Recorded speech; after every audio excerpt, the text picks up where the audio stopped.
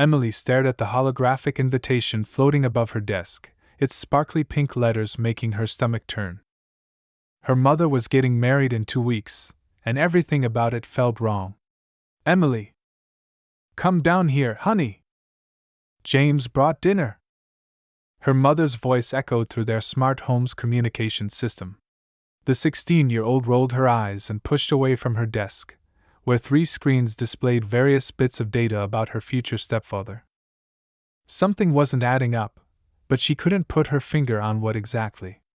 The year was 2045, and their home in New Angeles was like most others in the upper-middle-class district, clean, modern, and filled with the latest tech. As Emily walked down the stairs, the auto lights adjusted to her movement, creating a soft path of illumination. James stood in their kitchen, pulling out boxes of what smelled like real Chinese food, not the printed stuff most people ate these days. He always brought expensive, authentic meals, which Emily's mom, Lisa, loved. Everything about James was perfect, almost too perfect. "There's my favorite future stepdaughter." James beamed, his teeth impossibly white against his tan skin. "I got you those dumplings you mentioned last week." Emily forced a smile. "Thanks." She watched as he moved around their kitchen, noticing how he always seemed to step back whenever he got too close to their health scanner doorway. Every home had one these days. It was standard tech that checked for viruses and bacterial infections.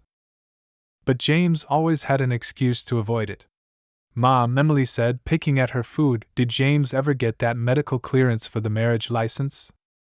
She tried to sound casual, but her mother's sharp look told her she'd failed. "Emily Thompson, we've talked about this," Lisa sighed, putting down her chopsticks.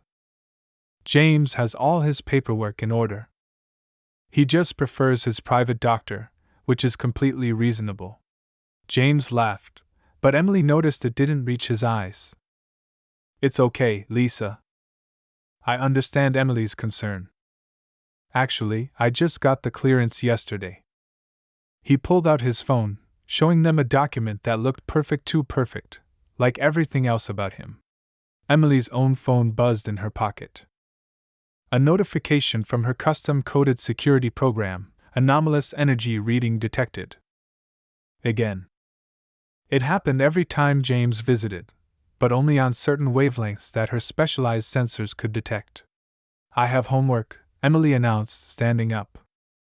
The real work waited in her room, analyzing the strange readings, cross-referencing them with her growing database of oddities about James Porter, the man who had appeared in their lives 6 months ago and swept her mother off her feet.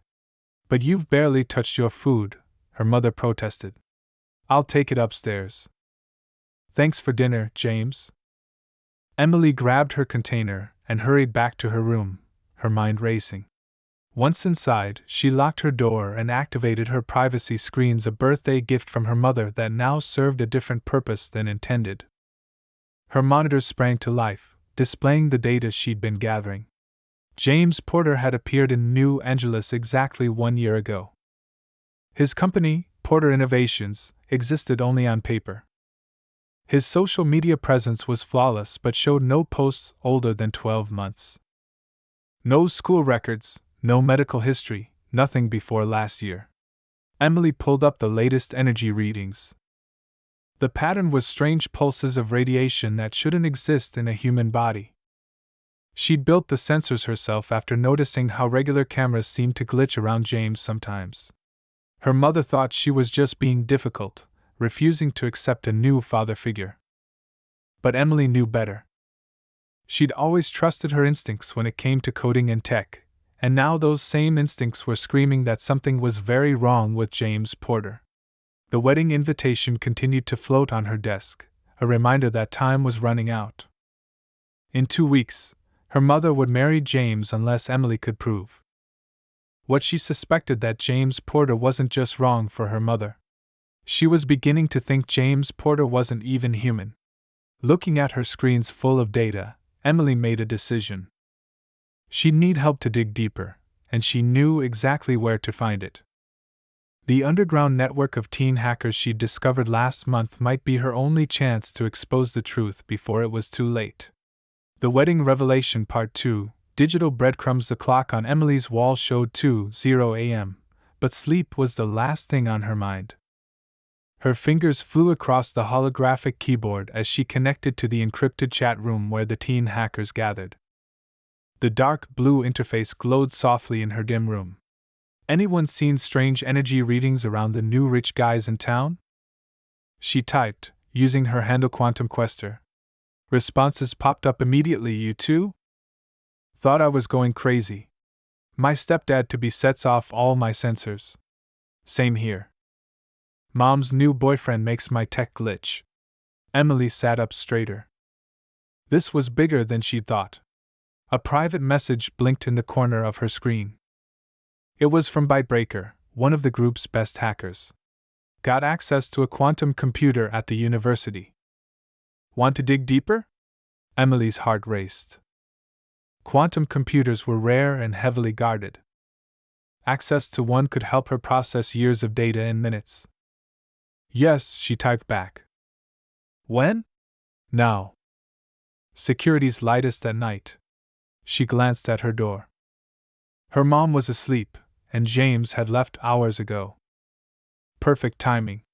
Emily's fingers danced across her keyboard, connecting to Bytebreaker's secure channel. Her screens filled with streams of data as the quantum computer's power became available to her. Running pattern recognition on all new Angelus security footage from the past year, she typed. Focus on James Porter and similar cases. The quantum computer hummed through the network, processing millions of images. Emily had programmed it to look for specific anomalies, the same kind she'd detected around James. Alerts started popping up on her screen. Look at this, Bytebreaker messaged. 12 men, all appearing in different cities exactly 1 year ago. All with the same energy signature. Emily's throat went dry. The computer displayed images of business executives, all looking perfectly normal in their expensive suits. But when she ran them through her special filters, they all showed the same strange radiation pattern as James. There's more, Bytebreaker continued. They all started dating single mothers in high positions. Tech companies, research labs, military contractors. Emily pulled up her mother's profile. Lisa Thompson, lead researcher at New Angeles Quantum Labs. Access to experimental technology, government contracts, and classified research. Got into their company records. Another hacker named Code Phantom joined in.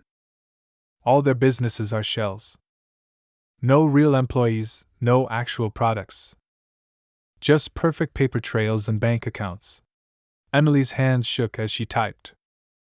My mom's getting married to one of them in 2 weeks. The chat went quiet for a moment. Check this out, Bytebreaker finally responded. A map appeared on Emily's screen. Red dots showed locations across the city where the energy signatures appeared regularly. All the dots formed a pattern, centered on an abandoned warehouse district. They all visit these locations, Code Phantom noted. Every 30 days, like clockwork.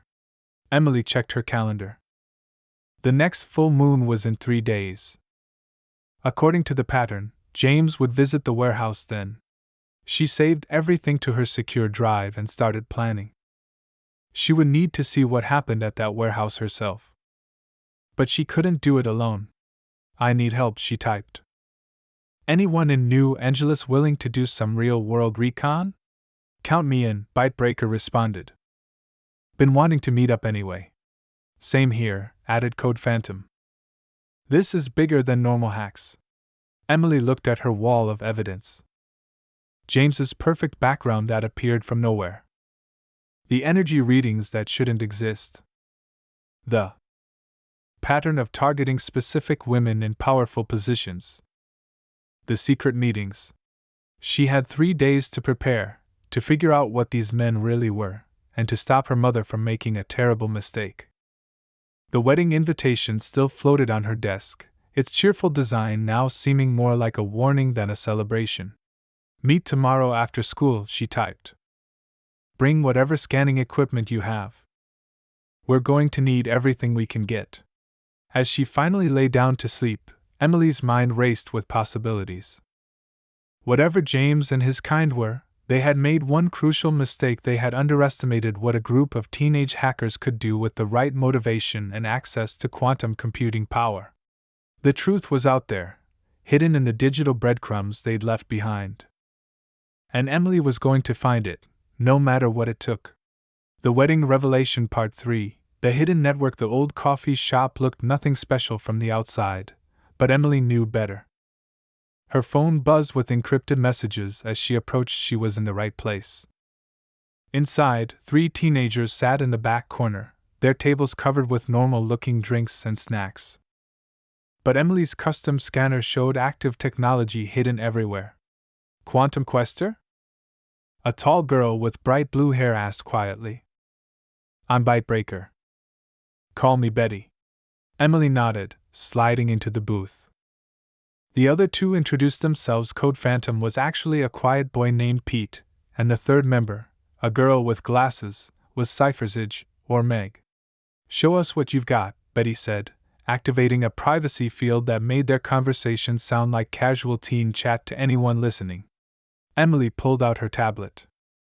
"James visits this warehouse every full moon." She showed them the building's blueprints. "But here's the weird part: the power usage is massive, yet it's supposed to be abandoned. Like the others we tracked," Pete added, bringing up his own data. "We found 12 similar locations across the country, all with the same energy signature." Meg adjusted her glasses, which Emily now realized were actually advanced scanners. "The energy pattern matches nothing in any known database. It's like they're using technology that doesn't exist yet. Or technology that isn't from Earth," Emily said quietly. The others stared at her. Betty was the first to speak. "You think they're aliens?" "Think about it," Emily continued. "They appeared suddenly. Perfect backgrounds that don't hold up to deep scans. They avoid all medical equipment. And they're only targeting people with access to advanced technology. Like your mom's quantum lab," Pete realized. Emily nodded. "The wedding contract includes giving James's company full access to her research facility. We need to see what's in that warehouse," Betty decided. She pulled out what looked like a regular backpack. "I've got stealth tech that can hide us from most security systems. And I've got these," Meg added, showing them what appeared to be normal phones. "Modified to detect and record any unusual energy patterns." Pete opened his laptop. "I can hack their security cameras, make them show empty halls while we move through." Emily felt hope rising in her chest. With their combined skills and tech, they might actually pull this off. "The full moon is tomorrow night. That's when James will be there." They spent the next hour planning. Betty's stealth tech would hide them from regular cameras. Pete would handle any digital security. Meg's scanners would track the energy signatures. And Emily's custom programs would record everything for evidence. As they finished planning, Emily's phone buzzed with a message from her mom. "Where are you?" "James is coming for dinner. Don't be late." "I have to go," Emily said, standing. "My mom's starting to get suspicious." Betty grabbed her arm. "Be careful. If they really are not human, they might be able to tell you're onto them." Emily nodded, her heart beating faster. "Tomorrow night, 11 p.m. Don't be late." The walk home felt longer than usual. Emily's mind raced with possibilities. If they were right, if James and the others were really aliens, what was their true plan? What happened to the other families after the weddings? She reached home just as James's expensive car pulled into their driveway. Through her scanner's display, she saw the now familiar energy distortion around him. "There you are!" her mother called from the doorway. "James brought amazing news. He's arranged for us to have the wedding at his private resort." Emily forced a smile, even as her scanner showed increasing energy fluctuations around James.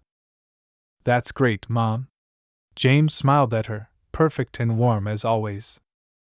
But this time, Emily swore she saw something flicker behind his eyes, something that wasn't human at all. Tomorrow couldn't come soon enough.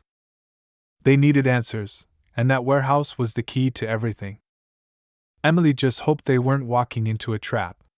Because if they were wrong, they were just 4 teenagers breaking into private property. But if they were right, they were about to uncover an alien infiltration of Earth. And Emily had a terrible feeling that the wedding wouldn't be the only deadline they needed to worry about. The Wedding Revelation Part 4, Terrible Truth. The full moon hung low over the warehouse district, casting long shadows across the empty streets. Emily checked her watch. 10:55 p.m. Her heart pounded as she saw 3 figures approaching quietly from different directions. Everyone's gear working? Betty's voice came through their secure earpieces. Stealth field active, Pete confirmed. Scanners running, Meg added. All cameras looped, Emily finished. They gathered at the warehouse's back entrance. Emily's scanner showed a strong energy reading inside. James was already here. Betty pulled out her stealth tech, a thin field of energy surrounding them all. Remember, she whispered, we're just here to watch and record. No matter what we see. Pete's hacking device made quick work of the door lock. They slipped inside, moving silently through dark corridors. The energy readings grew stronger with each step. This way, Emily pointed, following her scanner. The readings led them to a large metal door, hidden behind old boxes. Getting massive energy spikes, Meg reported, her glasses glowing softly. Whatever's in there, it's not from Earth. They found a ventilation shaft above the door. Pete's drone camera slipped inside, sending video to their phones. What they saw made them all freeze. The room below was filled with advanced technology. But it wasn't like anything they'd seen before. Crystal-like structures pulsed with internal light. Strange machines hummed with that same energy they'd detected around James. And there was James himself, but not like Emily had ever seen him. His human appearance was flickering, like a bad hologram. Underneath, his true form was becoming visible. His body was crystalline, semi-transparent, with internal lights pulsing through what looked like circuits. He wasn't alone. 11 other figures were there, all in various stages of transformation. Their human disguises faded in and out as they connected themselves to the crystal machines. Recording everything, Emily whispered, her hands shaking. A voice echoed through the room, James's voice, but different now, with a strange resonance. The infiltration proceeds as planned. 6 more unions scheduled this month. Another crystalline being spoke. The humans suspect nothing. Their emotional attachments make them blind to our true nature. Once the contracts are signed, James continued, we'll have legal access to their most sensitive research facilities. The dimensional gate can be built within their quantum labs, hidden in plain sight. Emily felt sick. They weren't just after the labs, they were planning something bigger. And the families? Someone asked. James's crystalline form pulsed brightly. They'll be first through the gate when it opens. Our kind needs fresh genetic material to study. Their emotional attachments make them perfect test subjects. Emily couldn't help it, she gasped. The sound was tiny, but in the quiet room, it seemed to echo. James's head snapped up, looking directly at the ventilation shaft. His human disguise completely fell away, revealing a being made of living crystal and light. We have intruders, he announced. The other beings began to transform as well. Run! Betty shouted.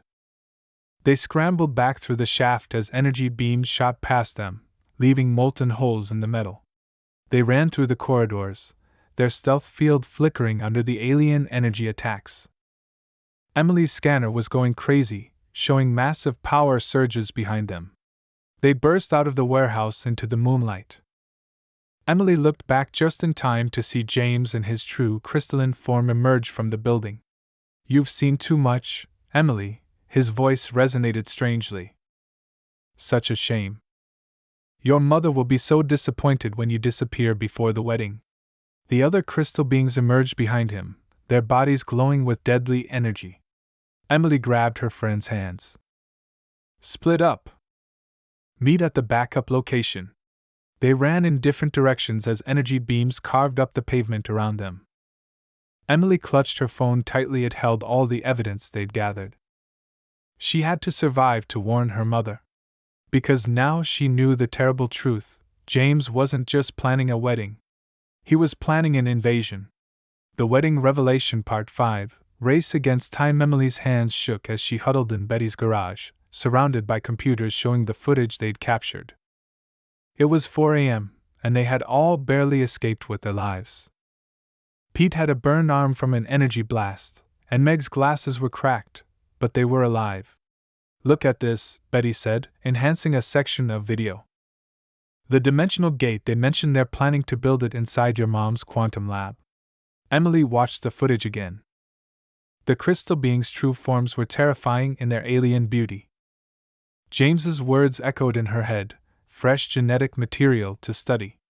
They're not just marrying into these families, Pete realized, wincing as he adjusted his bandaged arm. They're harvesting them.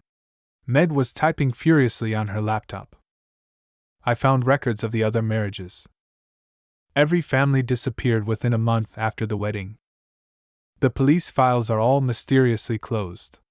The wedding's tomorrow, Emily said, her voice shaking. We have less than 20 hours to stop this. Her phone buzzed. A message from her mom. Where are you? The rehearsal dinner is in 3 hours. James is worried sick. They know we know, Betty said quietly. You can't go home. Emily stood up, pacing. I have to. Mom's all I have, and I won't let them take her. She pulled up the wedding contract on her tablet. Look at this clause. It gives James's company immediate access to the quantum lab the moment they sign the marriage certificate. And once they have access, Pete started. They can build their gate, Meg finished. And more of them can come through. Emily's mind raced.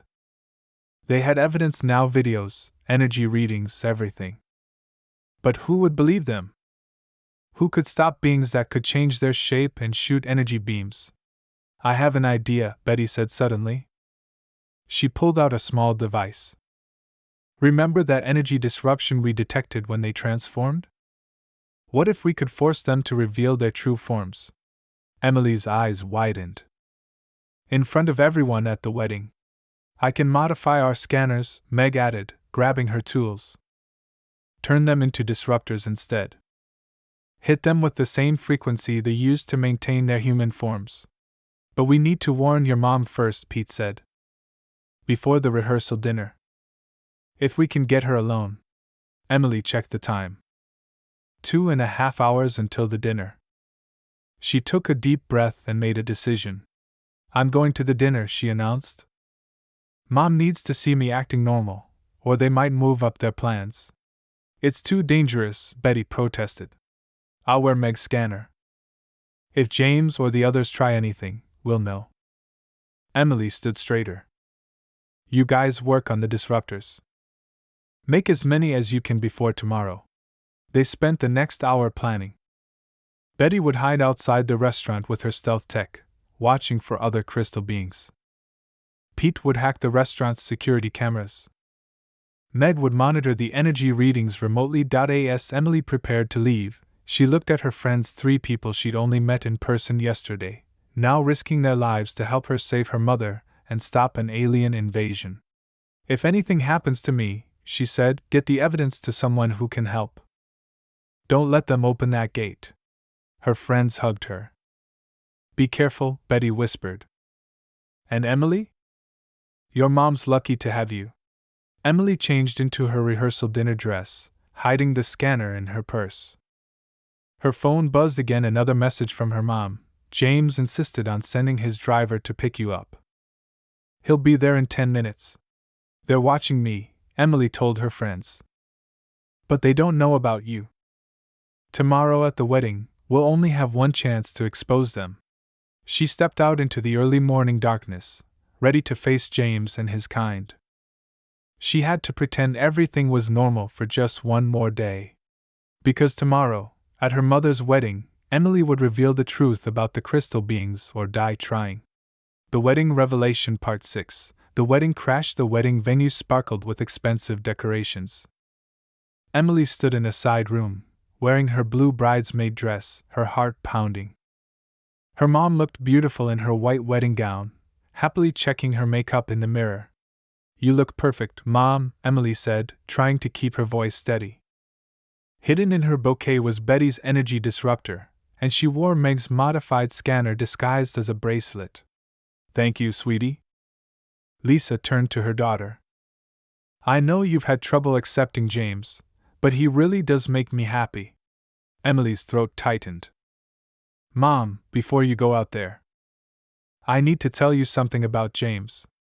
A knock at the door interrupted them. 5 minutes until the ceremony. The wedding planner called. "It can wait, honey," Lisa said, adjusting her veil. "Nothing's going to spoil this day." Emily's earpiece crackled softly. "Multiple energy signatures detected," Betty's voice whispered. "At least 6 crystal beings in the audience."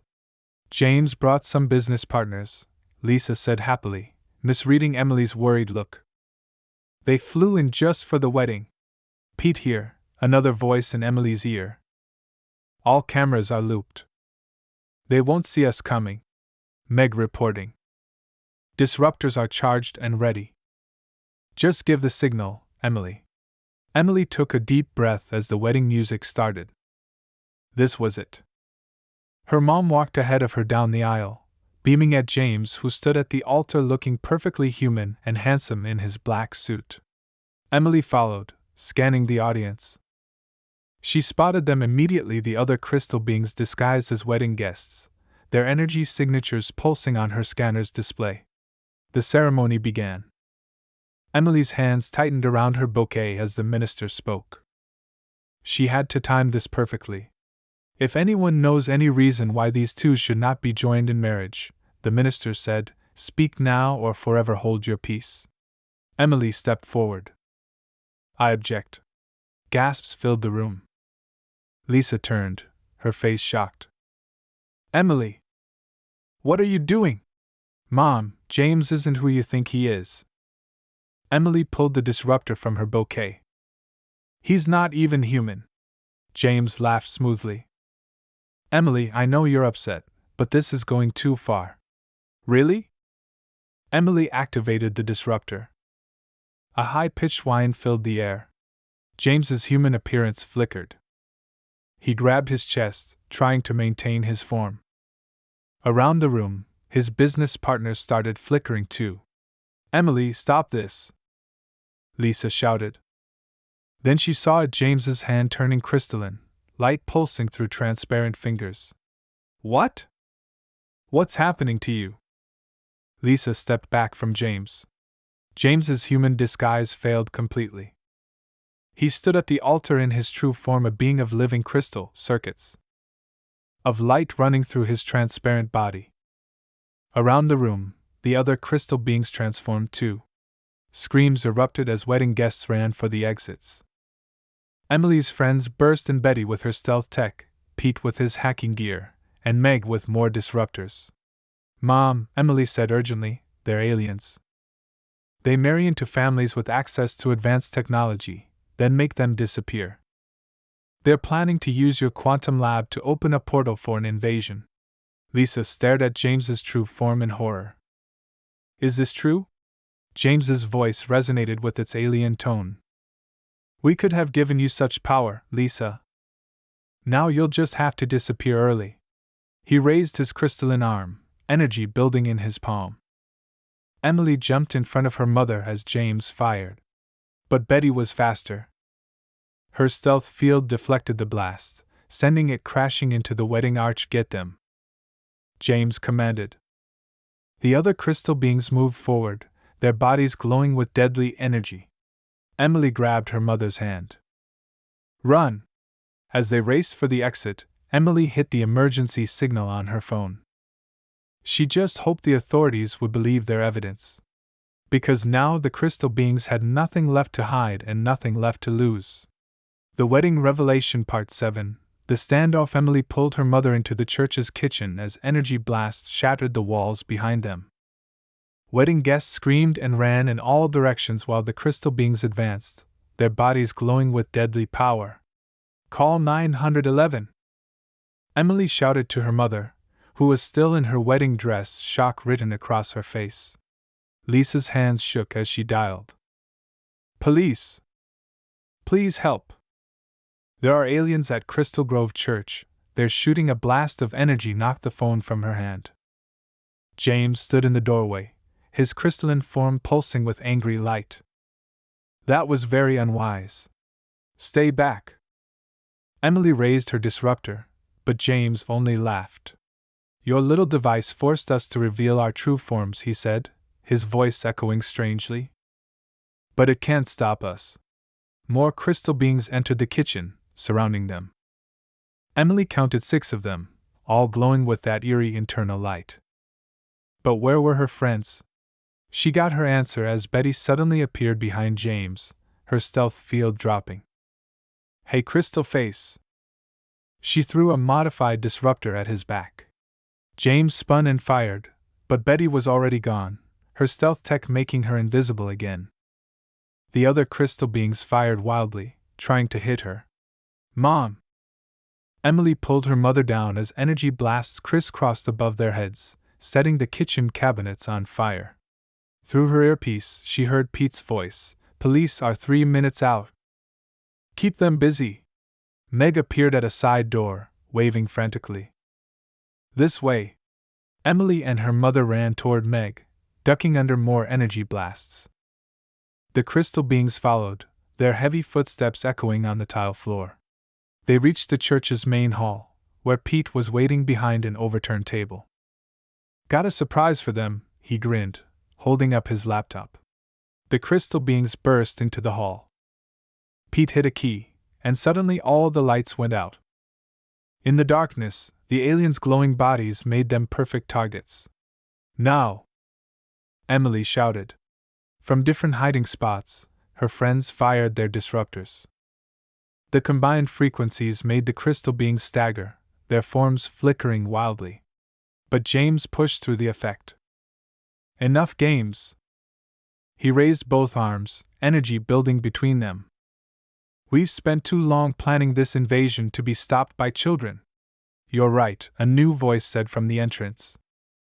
"That's why we let them do the hard part." Emily turned to see a team of soldiers in black armor entering the church, led by a tough-looking woman with short gray hair. They carried weapons that hummed with the same frequency as the teens' disruptors, but much more powerful. "Agent Wilson, Earth Defense Force," the woman announced. "We've been tracking your kind for months, but we needed proof of your true nature. These kids just gave us that proof." James's crystal form flared brighter. "You have no idea what you're dealing with." "Actually, we do," Agent Wilson replied.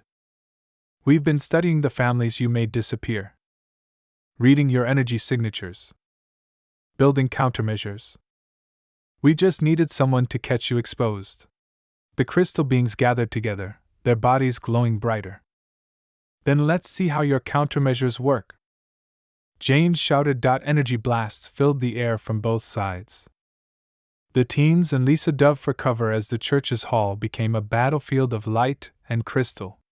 "Emily!" Agent Wilson called out. "Your disruptor frequency, we need it." Emily quickly transmitted the data from her device to the agent's tablet. The soldiers adjusted their weapons, and suddenly their blasts became more effective, making the crystal beings cry out in pain. But James wasn't finished. He grabbed Lisa, pulling her up as a shield. "One step closer, and she dies." Emily watched in horror as her mother struggled in James's crystalline grip. All their planning, all their evidence, and now everything hung on what happened in the next few moments. The standoff had begun. The Wedding Revelation Part 8, Human Victory Time seemed to freeze in the destroyed church hall. James held Lisa in his crystalline grip, his body glowing with deadly energy. Earth Defense Force soldiers had their weapons trained on him, while the other crystal beings stood ready to attack. Emily's mind raced. Her disruptor was nearly drained, and her mother's life hung in the balance. Then she noticed something: the way James's light pulsed when he held her mother. It wasn't steady like before. "He's weakening," she whispered to Agent Wilson. "The longer they stay in their true form, the more energy they use." The agent nodded slightly. "Keep him talking," she whispered back. "We need 2 more minutes to power up our main weapon." Emily stepped forward, still holding her disruptor. "It's over, James. We know everything about your plan." James laughed, but the sound was strained. "You know nothing, child. Our kind has been infiltrating worlds for millennia. Earth is just the latest." "That's where you're wrong," Betty called out, appearing from her stealth field. "We found your weakness. You need to recharge every full moon," Pete added, his laptop displaying their gathered data. "And you can't maintain your forms without constant energy," Meg finished, adjusting her scanning glasses. Lisa, still in her wedding dress, looked at James's crystalline face. "All this time, was anything real?" "The power we offered was real," James said. "The gateway would have made humanity part of something greater." "You mean it would have made us your lab rats," Emily countered. She could see James's glow dimming slightly. "Just a little longer." "Foolish humans," James snarled. "You could have been transformed, evolved. Instead, you'll be the first casualties of our invasion." He raised his free hand, gathering energy for a final blast. But Lisa wasn't helpless anymore. She slammed her elbow back into his crystalline chest, right where Emily had noticed the flickering light. James staggered, his grip loosening. Lisa broke free, diving away as Agent Wilson shouted, "Now!" The soldiers fired their weapons together, combining with the teen's disruptors. The energy wave hit James and the other crystal beings, making their forms vibrate violently. "This isn't possible!" James screamed as cracks appeared in his crystalline body. "We are superior!" "No," Emily said, watching him break apart. "You just made the mistake of underestimating humans." With a sound like shattering glass, James and his fellow aliens broke into pieces, their light fading to nothing. Where they fell, only small crystal shards remained, no longer glowing. The silence that followed was broken by the sound of police sirens outside. "Well done, everyone," Agent Wilson said, holstering her weapon. "Especially you 4 kids. You did what our best agents couldn't. You exposed them." Lisa hugged Emily tightly. "My brave, brilliant daughter. I'm so sorry. I didn't believe you." "It's okay, Mom," Emily said, hugging back. "They fooled everyone." "Not everyone," Agent Wilson smiled. "We've been monitoring young hackers who might have the skills we need. You 4 just passed the ultimate test." Betty, Pete, and Meg looked at each other excitedly. "Are you offering us jobs?" Emily asked. "Internships," the agent corrected. "The Earth Defense Force needs fresh minds who can think outside the box." "Are you interested?" Emily looked at her friends, who nodded eagerly. Then she looked at her mom, who smiled proudly. "Someone has to protect Earth from aliens with bad dating habits." Emily grinned. As they walked out of the church, the wedding decorations torn and scattered, Emily felt a weight lift from her shoulders. Her mom was safe, the invasion was stopped, and she had found her true calling along with the best friends anyone could ask for. "So," Betty said as they watched the cleanup crew collect the crystal shards, "what do we do next?" Emily smiled, touching the Earth Defense Force badge Agent Wilson had given them. "We keep watching the skies. And next time aliens try to infiltrate Earth, they'll find out humans aren't as easy to fool as they think," Lisa finished, putting her arm around her daughter. The morning sun rose over the church, marking the end of one chapter and the beginning of another. Emily and her friends had their whole future ahead of them defending Earth, one alien plot at a time. And somewhere out there, if more crystal beings were watching, they'd learned an important lesson: never underestimate a teenage girl trying to protect her mom.